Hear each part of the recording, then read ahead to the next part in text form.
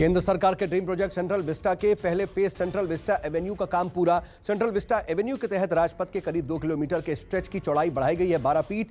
अब राजपथ और India gate पर दिखाई देंगे कई शानदार बदलाव।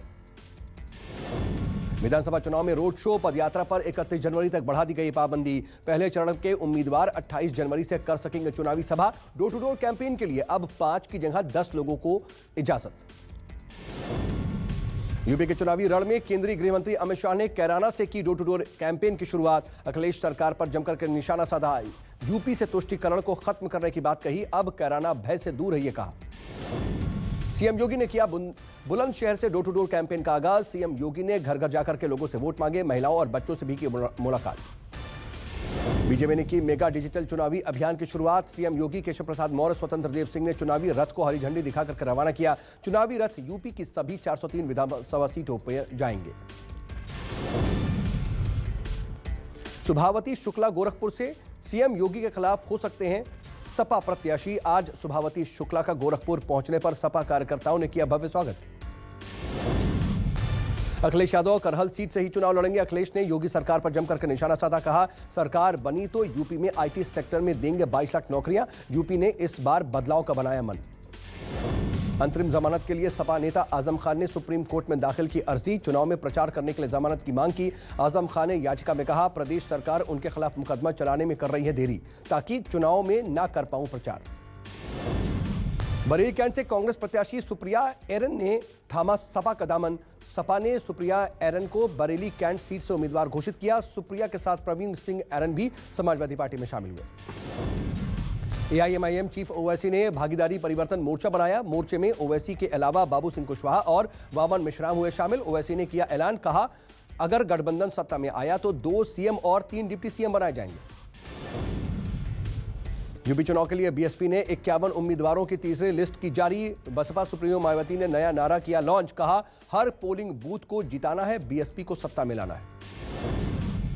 जसवंत नगर से चुनाव लड़ेंगे शिवपाल यादव। शिवपाल ने कहा, षड्यंत्र के तहत उनका चुनाव चिन्ह हुआ जब्त, इसीलिए सपा के चुनाव चिन्ह पर मैदान में उतर रहे हैं। सपा के लिए प्रचार पर भी निकलेंगे शिवपाल यादव।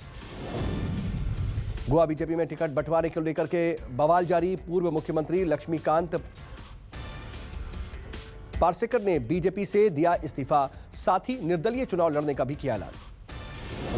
विक्रम मजीठिया ने सीएम चन्नी पर जमकर के बोला हमला। कांग्रेस पर भ्रष्टाचार का लगाया आरोप। चन्नी और उनके रिश्तेदार भूपेंद्र सिंह हनी के बीच रुपयों के गठजोड़ का किया दावा। पंजाब में आम आदमी पार्टी का सीएम चेहरा बनने के बाद भगवंत मान पहुंचे स्वर्ण मंदिर हरमिंदर साहिब में टेका मत्था। साथ ही भगवंत मान ने पंजाब की खराब हालत के लिए अकाली दल और कांग्रेस को ठहराया जिम्मेदार। कांग्रेस नेता राहुल गांधी ने मोदी सरकार पर जन अधिकारों को खत्म करने का आरोप लगाया। राहुल ने कहा, भोजन, शिक्षा और रोजगार की जानकारी भी जनता के लिए जरूरी।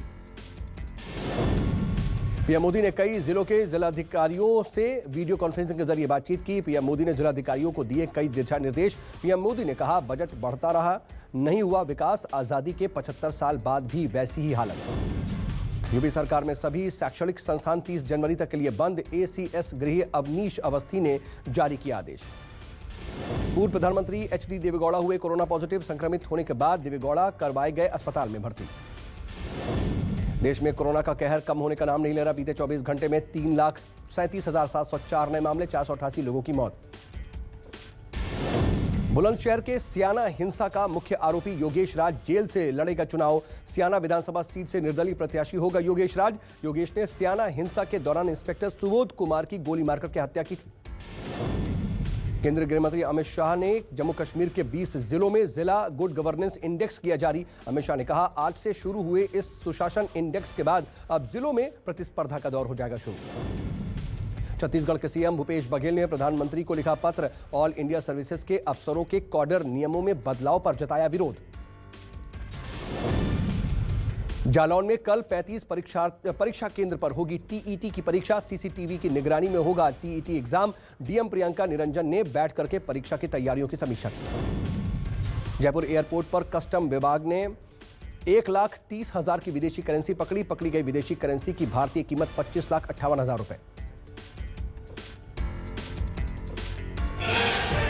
चुनाव मतलब News 24। पैसाबाजार.com पर लोएस्ट इंटरेस्ट रेट वाला लोन भी है और मैक्सिमम लोन अमाउंट वाला भी। ये सब और बहुत सारे लोन ऑप्शंस मिलेंगे सिर्फ।